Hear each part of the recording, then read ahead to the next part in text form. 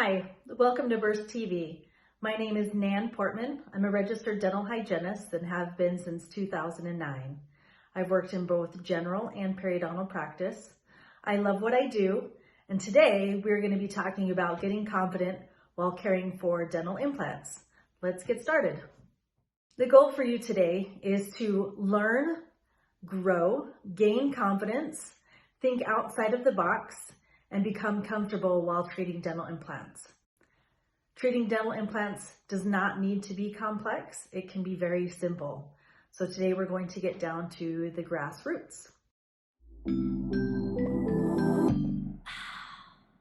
Implants today are the standard of care for replacing missing teeth. But did you know that over 5 million implants are placed every year? That's a lot of implants. What goes into implant planning can be complex, talking about materials, the type of thread, the width of the implant, the length, bone placement, the patient's overall health, on and on and on. Implants can be complex, but they don't need to be. So what do you need to know? The longevity of dental implants is dependent on the hard and soft tissues. Make sure that when you are evaluating dental implants, that you are looking for the contour, the color, the texture, the thickness, consistency of the tissue, and the overall quality. Make sure that you're assessing and documenting your findings every time. Expose a radiograph once a year. Probe around the implant delicately. Take a visual assessment of the color, contour, texture, and overall quality of the tissue. With your radiographs, make sure that you're comparing them to previous radiographs. Make sure that you're checking that the bone levels on your radiographs should be at or above the top thread of the implant. Here's an example of what you should be looking for bone levels on your dental implants.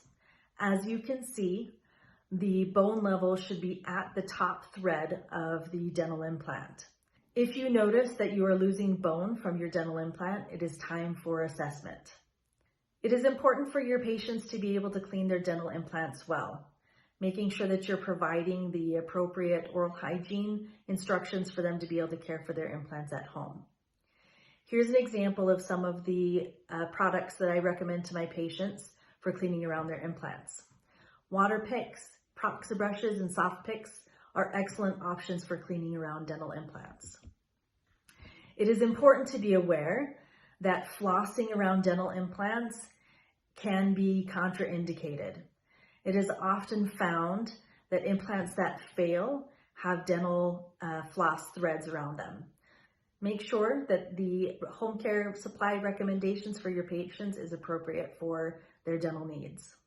So what should you do if you see signs of infection, such as redness, inflammation, bleeding, or tenderness? Follow a simple checklist. Expose a radiograph and compare from previous radiographs. Gently probe around the implant, compare to previous periodontal screenings that you've completed. Complete a visual assessment. Take an intraoral photograph and compare. Review home care instructions with the patients. Make sure that they are able to properly clean around the implant and cleans the infected implant thoroughly. If you are concerned and not sure what to do, follow the AAP guidelines. They are fantastic. If you feel your patient is at risk for continued bone loss, irreversible damage, or implant failure, it is time to revert your patient out for surgical intervention. Sometimes we make implant care more complicated than it needs to be. Follow these simple rules, and I'm sure that you will be confident in your care. Now it's quiz time. Look at this image. What do you see? If this was your patient, what would you recommend? Now that you've learned how to get confident in treating dental implants, I would love to hear your comments. Thank you so much for joining for this segment. I look forward to seeing you again soon.